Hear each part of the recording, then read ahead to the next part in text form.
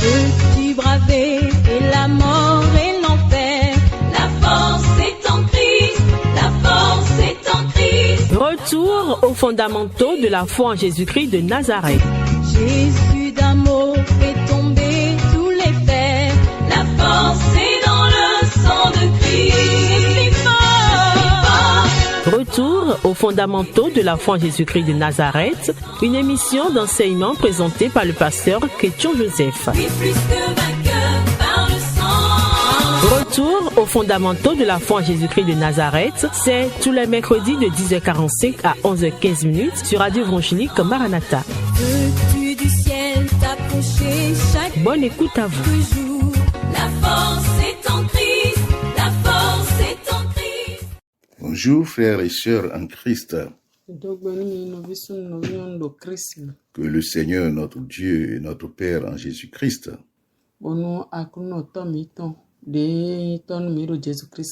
que le Seigneur vous éclaire en ce jour, nous remplisse de sa paix, dans la joie, illumine les yeux de vos esprits, que vous receviez la révélation, puis transforme. Il est la lumière véritable. Que cette lumière vous envahisse et que ténèbres, obscurité s'évanouissent de vos vies. Le Seigneur, par sa parole, régénère. Que ceux qui doivent être régénérés soient régénérés ce matin. Le Seigneur, par sa parole, guérit. Que cette parole vous guérisse ce jour. Par sa parole, qui est l'épée de l'esprit, que cette parole combatte pour vous ce matin. Au nom puissant de Jésus. Et comme vous le savez, le thème que nous sommes en train d'étudier, Jésus-Christ est Dieu. Jésus-Christ de Nazareth. Que les Juifs appellent Yeshua. Il est Dieu. C'est notre Dieu.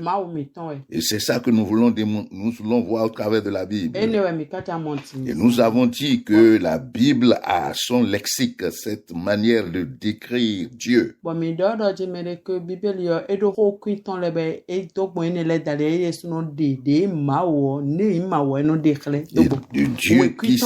Et le Dieu qui s'est révélé en Christ, en Jésus-Christ.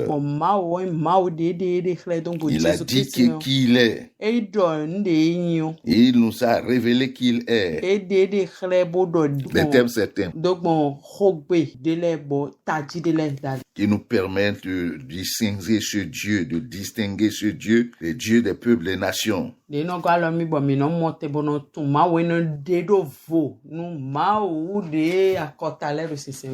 Exode 3, que nous avions lu l'autre fois, quand il envoie Moïse vers le peuple d'Israël,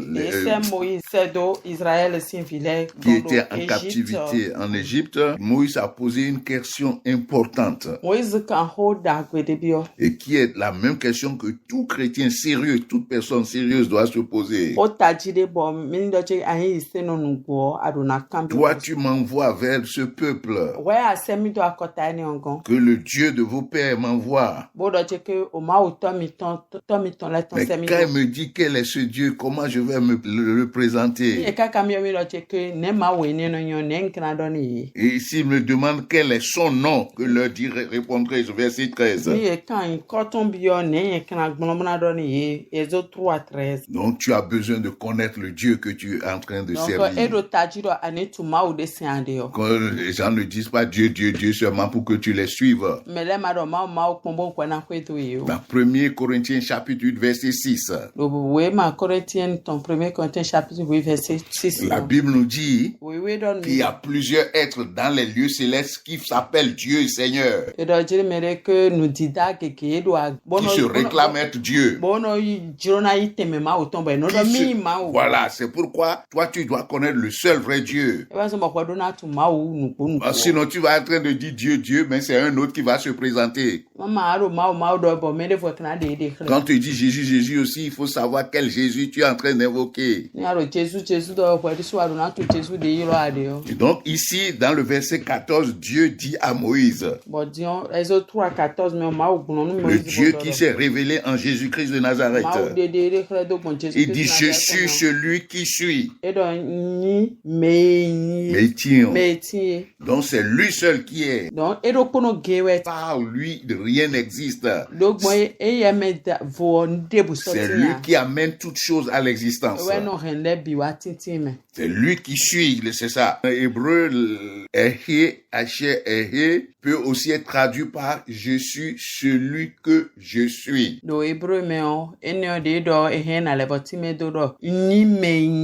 Donc ça veut dire je suis ce que je suis là, ça veut dire je peux être tout ce que je veux être.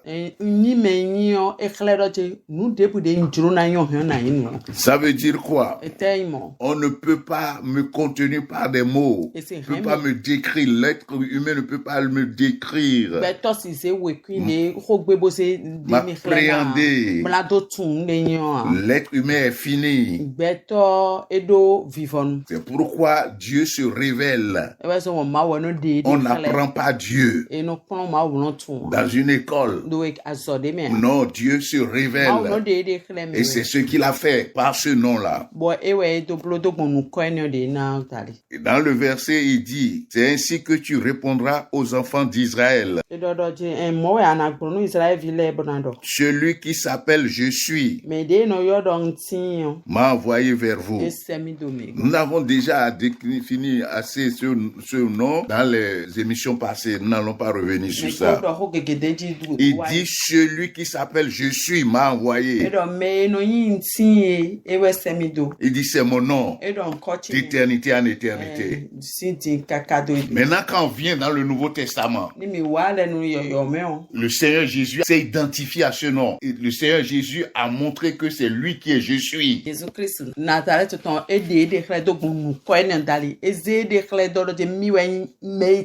Parce que Je suis là, c'est l'éternel.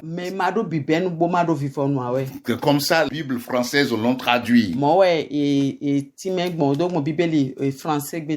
Et le mot je suis veut dire j'existe en dehors du temps, je suis en dehors du temps et de l'espace.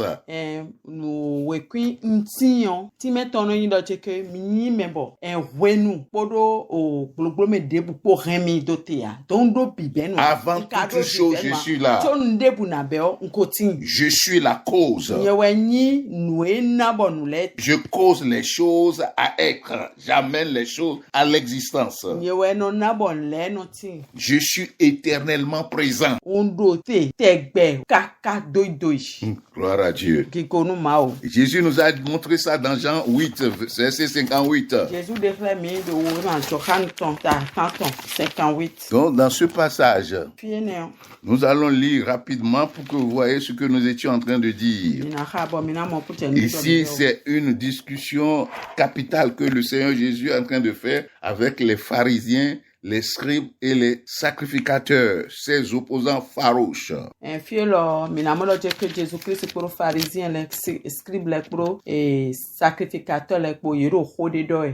Jésus-Christ est en train de les confronter. Jésus-Christ est en train de leur donner des révélations. C'est eux qui s'attaquaient à Jésus. Alléluia. Donc, dans ce passage, nous n'allons pas tout lire, mais à un moment donné de la discussion, voici ce que Jésus leur dit. À partir du verset 48, je lis ceci. Les Juifs lui répondirent, n'avons-nous pas raison? Parce que Jésus a dit, il dit, celui qui est de Dieu écoute par mes paroles, les paroles de Dieu. Et il leur posait la question, qui me convaincra du péché? Qui peut m'accuser du péché? Verset 48, il dit ceci. Les Juifs lui répondirent, n'avons-nous pas raison de dire que tu es un Samaritain et que tu as un démon,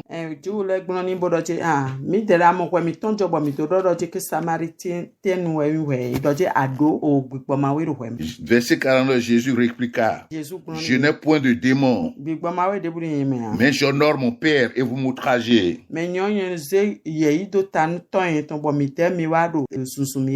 Je ne cherche pas point ma gloire.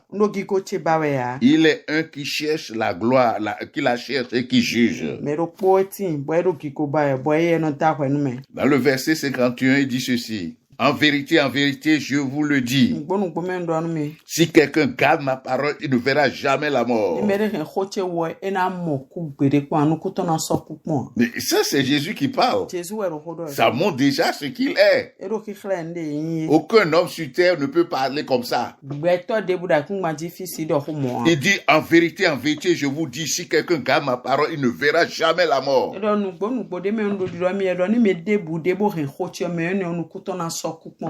Maintenant, lui dire les Juifs, nous connaissons que tu as un démon. Abraham est mort. Les prophètes aussi. Et tu dis, si quelqu'un garde ma parole, il ne verra jamais la mort. Es-tu plus grand que notre père Abraham qui est mort? Parce que pour ces gens-là, Abraham, c'est une personnalité exceptionnelle.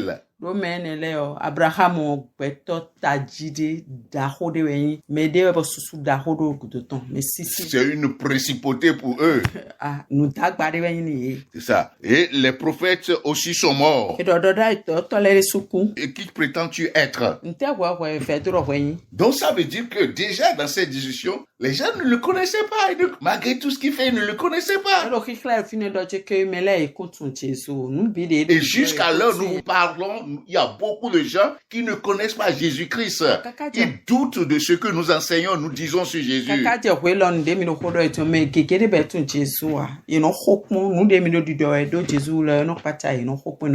Jésus répondit, si je me glorifie moi-même, ma gloire n'est rien. C'est mon Père qui me glorifie. Lui que vous dites être votre Dieu. La manière aujourd'hui, beaucoup invoquent ce Dieu, ce Père, ils disent qu'on adore la même chose, mais ils ne reconnaissent pas Christ.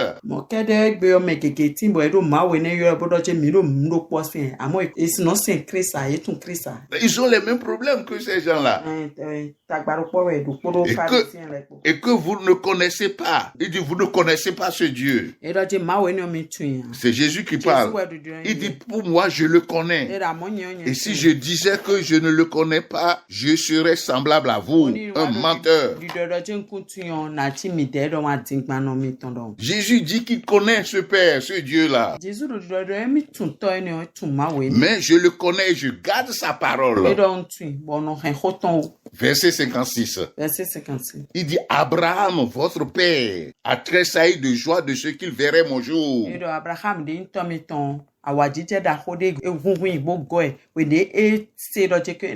Il l'a vu et il s'est réjoui. C'est-à-dire, il a vu ma naissance et il s'est réjoui. Et ce que Jésus dit là, Abraham a vécu environ 2000 ans avant. Au moment où il parlait là.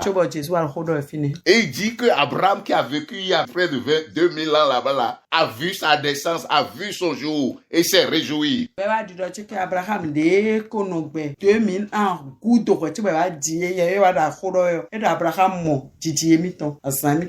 Et les Juifs lui dirent maintenant, tu n'as pas encore 50 ans et tu as vu Abraham. Abraham qui a vécu et qui est mort il y a plus de 2000 ans. Verset 58. Jésus leur dit, en vérité, je vous le dis, avant que Abraham fût, je suis. Gloire à Dieu. Donc c'est ce que nous sommes en train de dire. Jésus a dit je suis.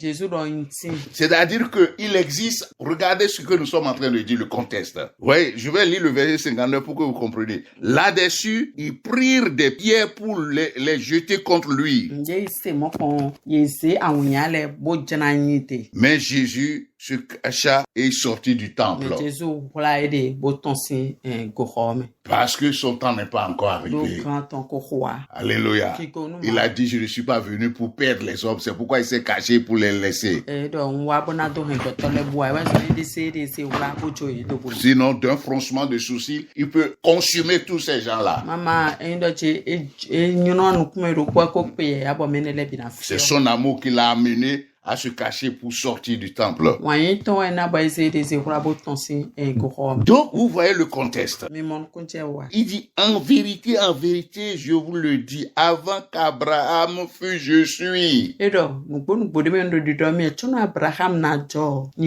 Donc, l'Éternel qui a parlé à Moïse, qui a dit, je suis là.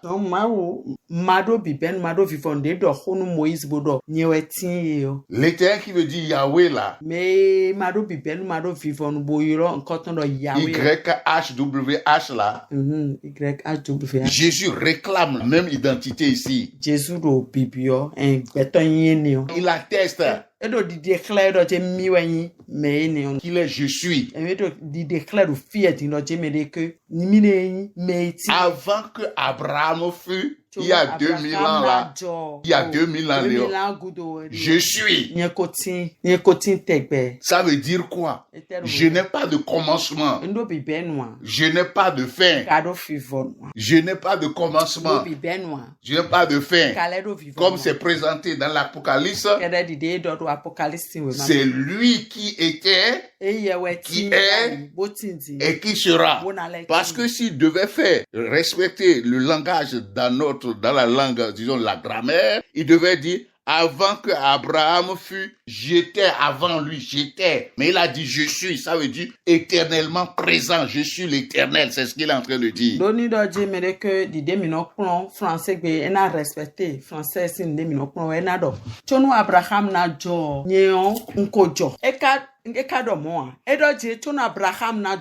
Nti tegbe ekhledo jete edo bibenwa edo vivonwa eti bodo te bodo gbe tegbe kakaze ise. C'est ce que nous sommes en train de dire. Donc il y a des passages qui prouvent son identité. Donc c'est Jésus-Christ de Nazareth. Avant qu'Abraham fût, toi qui m'écoutes, avant que tes j'avais dit que même avant que Adam fut là, Jésus est toujours, avant les temps, avant la création. Donc, remedo du dotomie procession ton dagbo tuele na jo Jésus yeti. Ton Adam desu de mine du Bible mais yi beton nous concontoma na da Jésus o ekoti. Donc, enyime bo edo zonu wen lebi. Endo je eti wen debu na rolea ekodo te bodo gbeko chobo wen lewa jeti. Il est à l'origine de la création. Et on ne peut pas le contenir. Mais à cause de son amour. Parce que la Bible nous dit par lui, pour lui et en lui ont été créées toutes choses. C'est lui qui a créé toutes choses pour lui et en lui.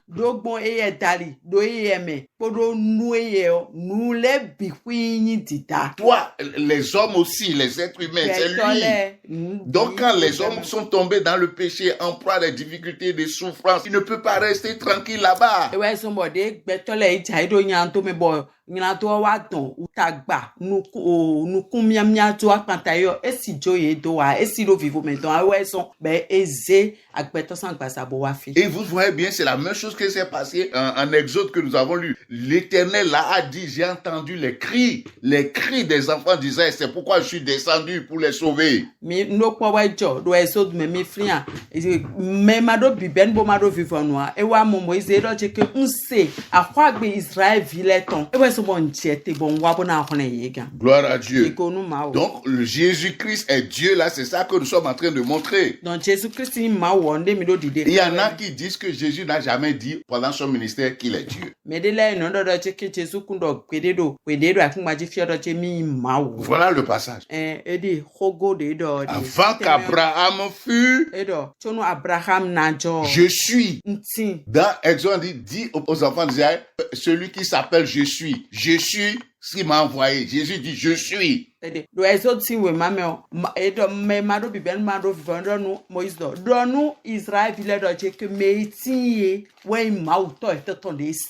Donc,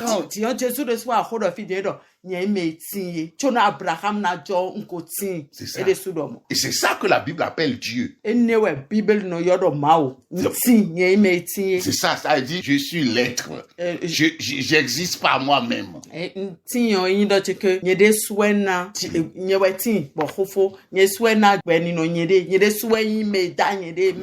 J'existe par moi-même, le chef, celui qui existe par lui-même. Comme le dit les théologiens de la cité, c'est-à-dire, il ne dépend, sa vie, son existence ne dépend de personne. Personne n'a causé son existence. C'est à l'origine de son existence. Il existe par lui-même. C'est pourquoi il dit je suis. Je suis l'Éternel. Je suis Yahweh. C'est ce que Jésus est en train de dire. C'est pourquoi nous disons qu'il faut lire la Bible. Maintenant, on va voir aussi après des passages qui montrent que le Père aussi, c'est ça, comme ça, il se dessigne. Mais c'est avec Jésus que nous avons compris vraiment là, que le Père existe et sa nature.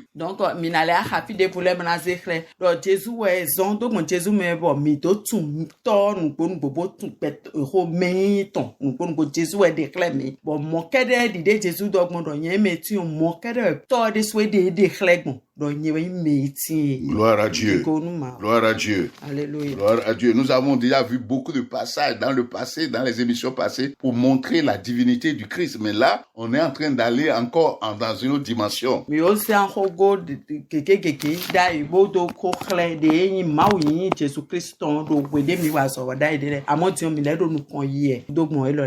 y a beaucoup de passages, comme nous l'avons dit, mais nous allons ajouter un autre passage.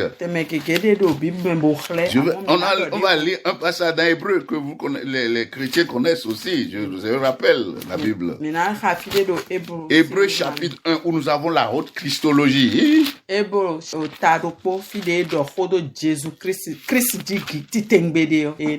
Bible dit, on va lire à partir du verset 5.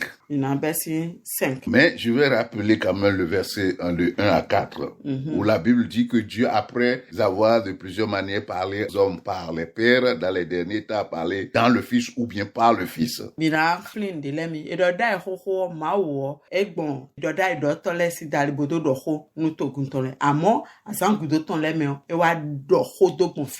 Alléluia. Alléluia. Le verset 5 dit, auquel des gens Dieu a-t-il jamais dit? Mais à Jésus, on a dit ça. Tu es mon fils. Je t'ai engendré aujourd'hui. Et encore, je serai pour lui un père. Et il sera pour moi un fils. Donc, le père n'est pas le fils n'est pas le père. Quel intérêt la Bible a en faisant ce que les modalistes disent, en expliquant que le père n'est qu'un titre, que le fils n'est qu'un titre, un mode, une fonction.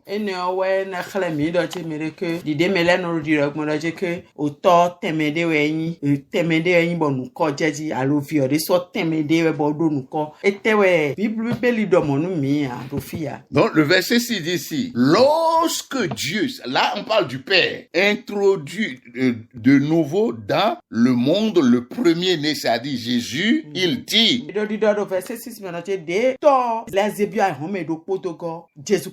que tous les anges de Dieu l'adorent. Ça veut dire que Jésus est au-dessus des anges. Alléluia. Alléluia. Je saute pour le verset 8. Il a dit au Fils. Le Père qui s'adressa au Fils dit, Fils, ton trône. Oh, vitie ganzikpo tuwe yo. Mau. Oh, ganzikpo tuwe yo. Mau. Edo bibenwa. Edo fifonwa. Towe no modon fiowe. Père appelle le Fils Dieu. Todo fiowe do mauwe. Théos en grec. Le grec mène do théos. Donc c'est ce que nous sommes en train de dire. Le Père lui-même appelle le Fils Dieu. Todo sudo fiowe do mauwe. Il ne s'est pas arrêté là. Il dit que ton trône n'a ni commencement ni fin. Ça veut dire que ça existe en dehors du temps et de l'espace. Ça a toujours existé. Tegbe kakade do iwe ekoti khokho chobo wenule wabe bole do tegbe munale no tegbe. Si le Père appelle Jésus-Christ de Nazareth Dieu, qui es-tu, qui suis-je moi pour dire qu'il n'est pas Dieu? Endo to wayo Jésus-Christ do mawo etewe nyin etewe yin pona do je kun mawo pour dire que c'est un titre, na do je mele que pour dire que Jésus est un être créé supérieur, pour do je que mede boy etakon boy iraga nu mede volé. Mais si c'est un être créé, pourquoi son trône est éternel? Que le Seigneur nous éclaire. Que le Seigneur nous éclaire. Et la Bible continue de dire, le sceptre de ton règne est un sceptre d'équité.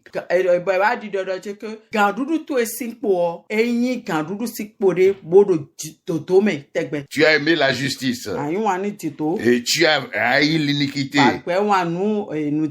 C'est pourquoi Dieu, il appelle encore, c'est pourquoi Dieu, donc c'est pas par accident, c'est pourquoi Dieu, ça fait deuxième fois. Oh, Mao. Et il doit te mettre que, et flandre, bododa yia, ouais, son l'air du dos, et à son regard, oh, Mao. Ton Dieu, Mao, towe, t'a oint d'une huile de joie au-dessus de tes égaux. Et il dit encore, verset 10, le Père appelle le Fils, toi Seigneur. Tu as au commencement fondé la terre. Avant que rien n'existe, avant que toute chose soit menée à existence, tu étais, et c'est toi qui as créé toutes choses.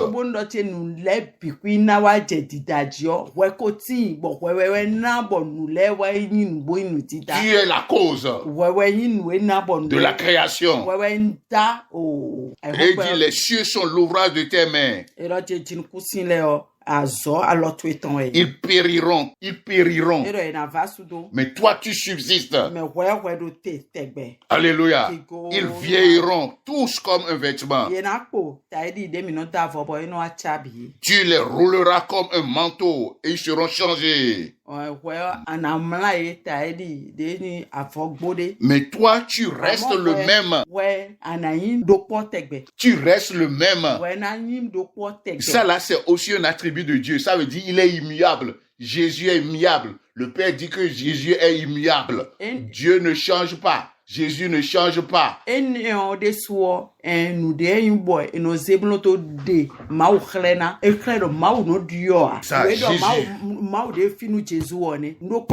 c'est le Père qui dit ça au Fils. Mettant en exergue ses attributs en tant que Dieu. C'est pourquoi nous disons que Jésus n'est pas un Dieu petit. C'est pas un Dieu junior. Non, il est senior. Dieu bon, Dieu ouais. Gloire à Dieu. Hébreux 13:8 a confirmé ce que le Père dit là. Qui dit Jésus-Christ est toujours le même. Toujours le même. Hier et aujourd'hui éternellement. C'est Dieu seul qui est comme ça. Jésus-Christ que tu invoques, que j'invoque, il est Dieu. Et la Bible a défini quel Dieu il est. Gloire à Dieu. Gloire à Dieu. C'est pourquoi nous ne nous amusons pas avec cette personnalité divine.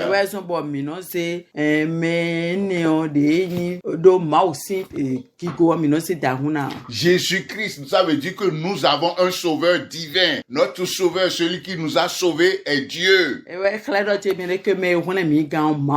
Alléluia. Et à cause de son amour, il s'est humilié pour venir dans ce monde. Il a voilé sa gloire dans le corps humain pour devenir un homme, un simple homme, se sacrifier à la croix pour toi et moi.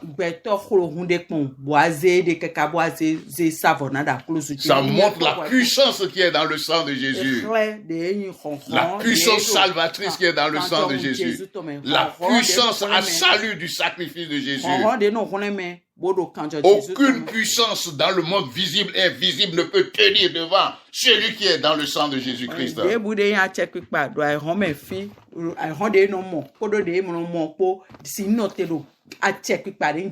Soyez bénis, que le Seigneur vous garde, que le Seigneur révèle à vous. Il y a beaucoup d'autres passages. Au fur et à mesure, nous allons venir sur ces passages. Soyez bénis. Peux-tu braver et la mort et l'enfer? La force est en Christ, la force est en Christ. C'était l'émission Retour aux fondamentaux de la foi en Jésus-Christ de Nazareth. Jésus d'amour fait tomber tous les fers. La force est dans le sang de Christ. Retour aux fondamentaux de la foi en Jésus-Christ de Nazareth, une émission d'enseignement présentée par le pasteur Ketcho Joseph.